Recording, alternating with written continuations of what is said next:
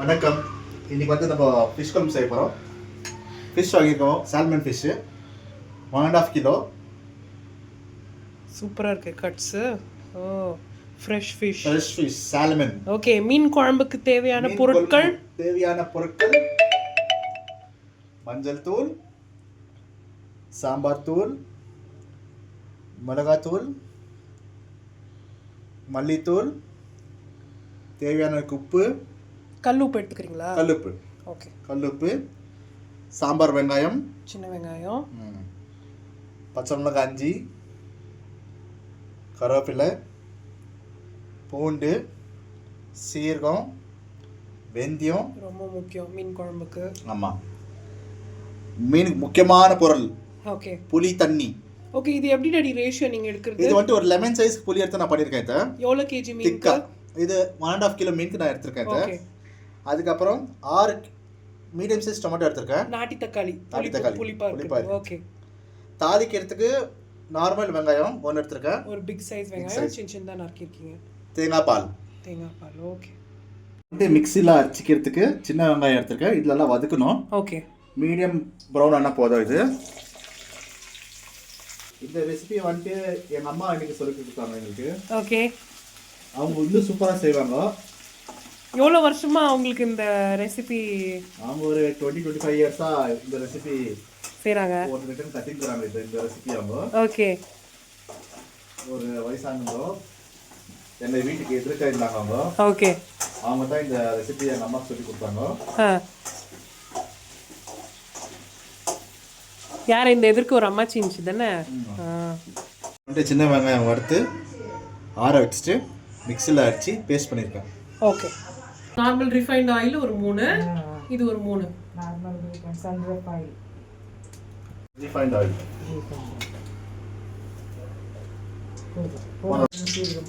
வெந்தயம் போடுறேன். ஓகே,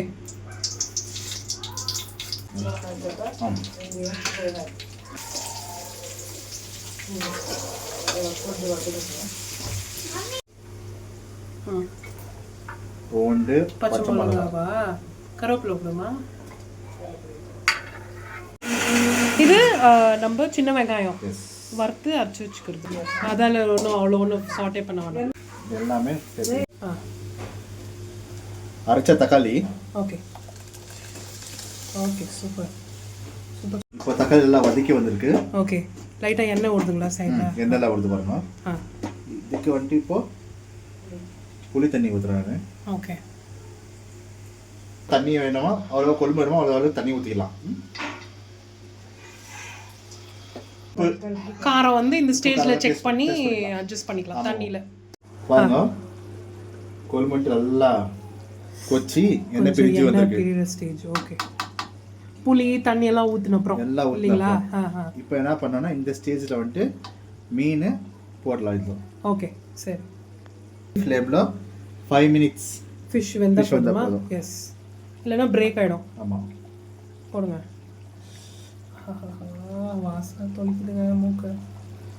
அந்த சின்ன வெங்காயமும் புளியும் நம்ம வீட்டு மிளகாத்தூளும். Super super.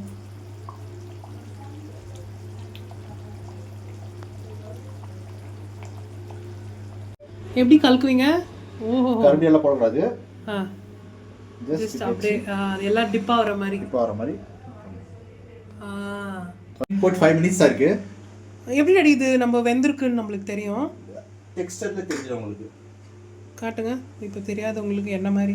பாருங்க, வெள்ளி இந்த மாதிரி ஒரு மாதிரி. Okay, I got it. Colour மாதிரி இருக்குல்ல? ஆமாம். இப்போ வந்துட்டு தேங்காய் பால். ஓகே, ஊற்றுங்க.